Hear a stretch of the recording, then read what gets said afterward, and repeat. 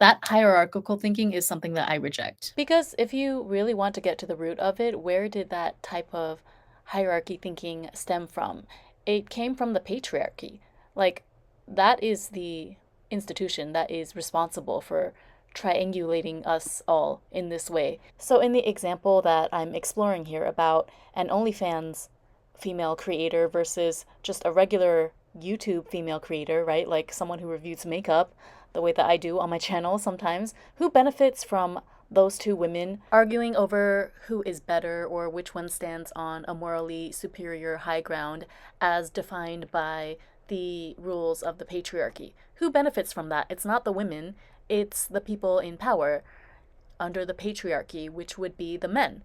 So that's exactly what they want us to do. They know that we would be too powerful if we all band together, and that's why they need to create these artificial rules and measures by which, they triangulate women against each other in society.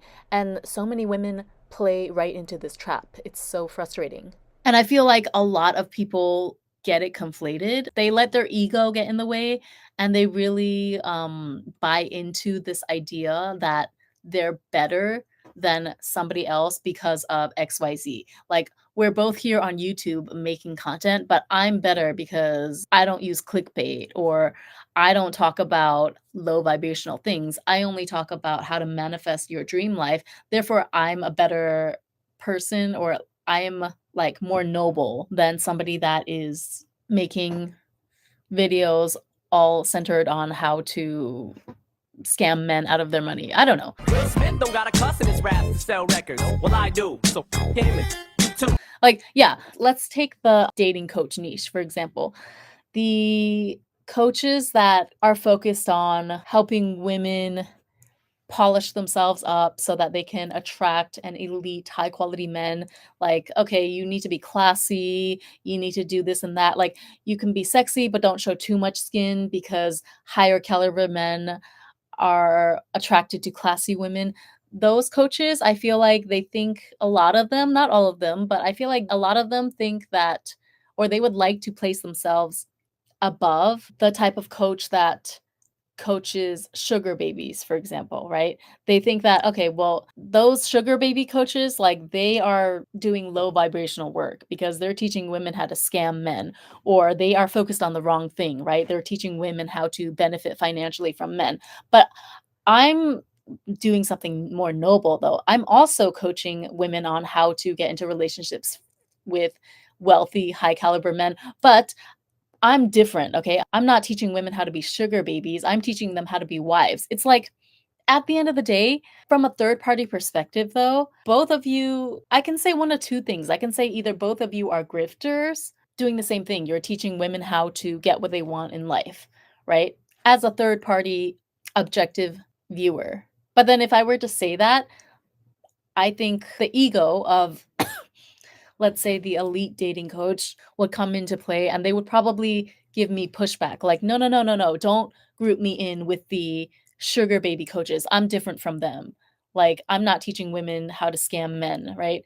I am teaching them how to become a wife. But it's like, okay, that's a subjective viewpoint, though. You, of course, would like to think of yourself that way, but from my third party viewpoint, though, you and the sugar baby coach are kind of doing business in the same vein. Like, you're both teaching women how to be smart in their interactions with men and how to benefit from relationships with men rather than, getting themselves in vulnerable situations. So to me, it's like I refuse to place one above the other because at the end of the day, who's the ultimate judger of the value of the work that you do?